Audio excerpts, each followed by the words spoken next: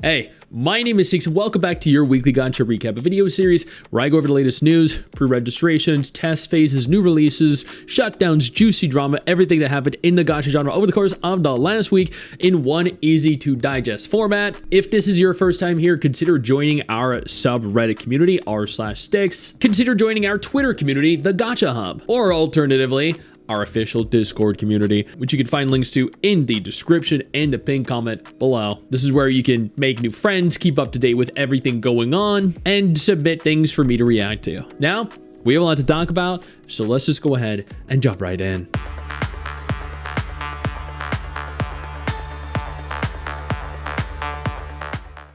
Guitar Girl is officially ending service on December 31st, 2025. This looks like a Japanese game, which, you know what, it makes sense. How many, I feel like the majority of gacha games that shut down each year happen to be Japanese gacha games. This is from NeoWiz specifically, though. They also shut down another game recently, another gacha game specifically recently. They are not having a good fourth quarter. There was a Morimens update, the second anniversary event that is officially rolled out. I was sponsored to do a dedicated Morimens video. I've been sponsored to do official Morimens streams, and I've been having a ton of fun. If you haven't played the game yet, or if you've been waiting for a new content update or absolutely anything, go ahead and start right now. It is a very enjoyable game, a game that you probably never expected to see. Arknights Endfield has finally, as of the last 48 hours, rolled out officially into their final, or at the very least, I believe their final global beta. I've been having a lot of fun. I played this game. I've been playing Arknights since 2022. As you can see on screen right now, it's my user ID, my friend ID, if you want to go ahead and add me in game. But I've been playing for 3.5 years now. So being able to play Arknights Endfield and approaching the release of Arknights Endfield, like, I'm unbelievably hyped. I love this game, and I cannot wait to dedicate so much more of my time to it. Reverse 1999 is rolling out their official 3.1 trailer. I admittedly haven't played in a few months since the Assassin's Creed collab that I was sponsored for, but Reverse 1999 is one of the highest quality gacha games of its kind. So y'all better jump back in, because this one looks like it's going to be a banger, which, you know what, is pretty much the case for every single update that they push out. This drops officially on December 11th. That week and a half from now. A brand new gacha game just released as of the 28th. It is called Prometheus. It has a large segregated world to explore. It has flashy action combat, a beautiful anime aesthetic. It has an intricate story. It has beautiful character models. It is cross-platform compatible on PC, Android, and iOS. The character models look great. It does have chibi characters, but fully three-dimensional characters in cutscenes, in cinematics, and in just the story. But this is a very beautiful game, and unfortunately, it has not released globally yet, but I am anticipating the day when it does. Aether Gazer held a Thanksgiving live stream with new information, new characters, and gave out 1,200 gems of gacha currency, along with much more. The new update will be coming out in the first week of December. I love Aether Gazer. I mean, I've been sponsored by them probably like going on a dozen times now. The characters in that game are absolutely phenomenal, and I love the devs. Like, legit, every time they sponsor me, I'm like, what kind of video do you want? And every time they're like, we just want you to essentially good at the new character. And I'm like, are you sure? I could dive like so much deeper into the intricacies of the game. And they're like, nah, we want you to like look at the new trailer, just play with the new waifu, and just literally just goon at her, because we know your audience wants to goon as well, and that is our target demographic. And I'm like, you know what, if y'all want to pay me a bunch of money to just goon over a new waifu, sure, why not? Another game that is very similar to that, Nikke, they are rolling out brand new variants of currently existing characters. We have Diesel Winter Sweets, who actually looks pretty good. More importantly though, we have Brid Silent Track, who looks very good. She has some great side activity going on there. Yeah, she does. There are also two outfits. We have Jackal's, what is this? Her Class Troublemaker outfit, which looks fantastic. And the other one is Blanc. We're not getting a Noir outfit, but we are getting a Blanc one. This is called the Fortune Express. Yep. I am actually a much bigger fan of Noir than I am of Blanc, but I still love me some Blanc. Stella Sora is holding a limited recruitment event for Jerry. Jerry is actually one of the characters I really wanted the most back when I played the beta, back when I played official release, because she's arguably one of the best looking characters in the game. I mean, freaking look at her, dude. Why is there a notification at the top right saying, ask Grok to explain this post?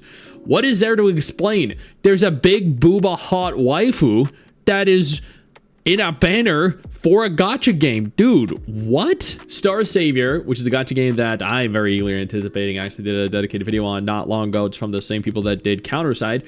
Announced that their global server will be releasing in March 2026. It's a shame it's a little ways off, but at the same time, this I did hear that they've been having some drama, so I'm gonna go ahead and look at some of that drama either on stream later today or tomorrow.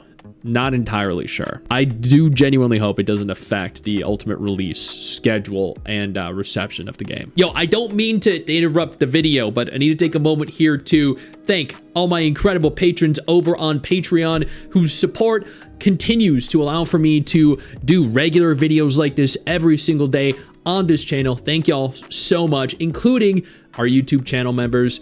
You guys mean the world to me. So do you guys as viewers as well. Now, without further ado, let's continue. Tower Fantasy officially rolled out their new Warp server, and it went about as expected. The reviews were not too positive.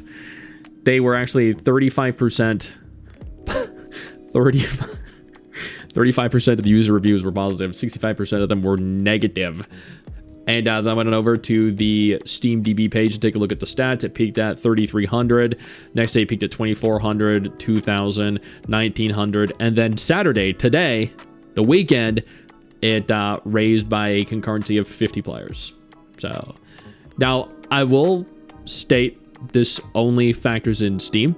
There is the official client. There's also mobile. There's also PlayStation. So I mean, if Steam is, let's just say 50% of the PC player base, that means there's 4,000 on PC. And if it's like half of mobile, then there's at the very least 4,000 on mobile. And let's say like 1,000, 2,000 on PC or on console, maybe like 10,000, maybe 12,000 concurrent players at any given point in the day with the new Warp server pushed out. But that's still very, very low.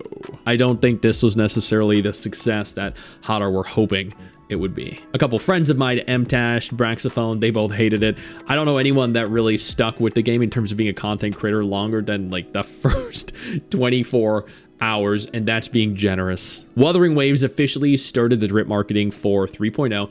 They have introduced some incredible looking characters. Morning in specific managed to get 17 million views, a chick on the left. And yeah, they are freaking killing it, dude. This is an entirely new aesthetic, and I'm really excited to see what they do with it, because the 1.0 characters were very Chinese inspired, and then we had more fantasy inspired stuff as the patches went on, and then 2.0 with Carlotta and Zani and Cardathea and Yuno and Augusta and everyone were kind of more European themed, and then kind of Greek or Roman themed, and now we have these characters. It is all so freaking cool, dude. Players are upset with Infinity Nikki because they botted their live stream. It's different to botting a video. When you buy advertising for a YouTube video, it's because you're using that as an advertisement. So players see the advertisement, they might find it appealing. They might be motivated to try the game out based off of the trailer that they saw. But what actually happened was they botted a live stream that has the entire first 10 minutes, which is all you'd see in an ad, just being the countdown, which is ridiculous. I showed the live stream, 6,000 views it had concurrent, but the live stream got 2.9 million views total. Genshin Impact had 82,000 viewers, had 968,000. Wuthering Waves had 41,000 viewers, averaged 373,000. So, I mean, Infinity Nikki had more views than Genshin and Wuwa combined, and then doubled, but only had less than 10% of the total concurrent viewership of Genshin and a little over 10% of the total concurrent viewership of Wuwa. That right there is a big fat lie. Like I said here, what this means is either that Infinity Nikki devs are just wasting tens of thousands of their players' money on advertising a countdown for a live stream, which is an insane take by any stretch of the imagination, or they're botting views to make their stream look better and more successful to outsiders, and it's working if you've seen social media. People are claiming Genshin had only had 300,000 views, and playing Infinity Nikki is exponentially more popular than Genshin, which just isn't true. This is disingenuous. That is wild that they're actually doing that. Starlight Revolver pretty much announces end of service. Okay, we concluded that incremental monthly changes to Starlight Revolver would not move the needle enough for us to save the game or the studio. Maintaining the game as we've done is not viable moving forward business-wise for our studio. We go back to the drawing board to ultimately make something the community will enjoy. We understand we disappointed many divers throughout this process and cannot overstate how much we appreciate everyone who played the game regardless of the outcome. The opportunity comes, we promise to return the generosity in the future by rewarding existing players. We need to be vague on the details. Okay, it won't be for nothing if we survive. So they're essentially saying, I mean, it's kind of over. We can't do anything, but if we manage to eventually make any kind of comeback, then awesome. Chaos Zero Nightmare released this infographic where they showed numerous different statistics for the game. As an example here, there were 3.5 million total downloads, which is crazy. There are 1.1 million active users logging in every single day, which is wild. There are, or at the very 80% of players play on mobile, 20% of players play on PC. So I think it said on like the revenue recap that made like 6 million, which means that at the very least, you're looking at 7.5 million total revenue, maybe more, depending on if some of the mobile players top up on PC. But the stats are really good. Evidently, the #1 most owned 5-star combatant is Haru. The game is just doing phenomenally, and it's one of the reasons I just continue to still have fun with it. Additionally, Chizuru is, God, will you stop asking me to explain? I'm actually kind of curious, though, what it would say. Explain the post. This is a lot of information showing her dramatic summoning of ethereal change to combat shadows in a dark fantasy setting. Wow. Okay.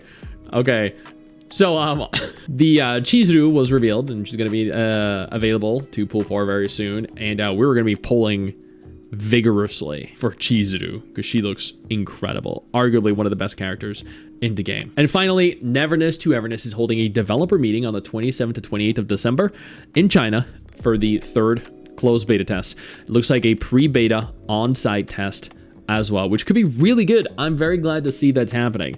I played the game at Gamescom. I played the game at the Tokyo Game Show. I was sponsored for both. I played both beta tests, one in Chinese and the one in global. I had fun. I really wish they'd focus on this instead of investing more time and resources in a Tower of Fantasy, because I mean, this right here, this is their golden goose. This is what's going to potentially make or break their company and take them to entirely new heights. And then I saw this over on Twitter, which was the game on mobile, public mobile beta expected in 2026. I don't know if this is supposed to be like an example of what it runs like in the upcoming beta, or if this was a previous beta. They sponsored me for a YouTube short a little while ago, and there were definitely some performance issues on mobile, but they weren't terrible. I think they just need to make sure to optimize the game a little better before release. Otherwise, people are going to complain, just like they did in WoWWow 1.0. And that is everything that happened in the gacha genre over the course of the last week. You're now up to date. You are welcome. I know you think that you just hit the end of the video, and technically, yeah, you have. And I know your first reaction is to close out of it at this juncture, but don't. No, instead, I urge you to take a moment here and click one of the videos on screen that are coming up in just a moment, so you remain up to date with everything going on in the gacha genre. Trust me, you're not going to regret doing so. Stay flaccid.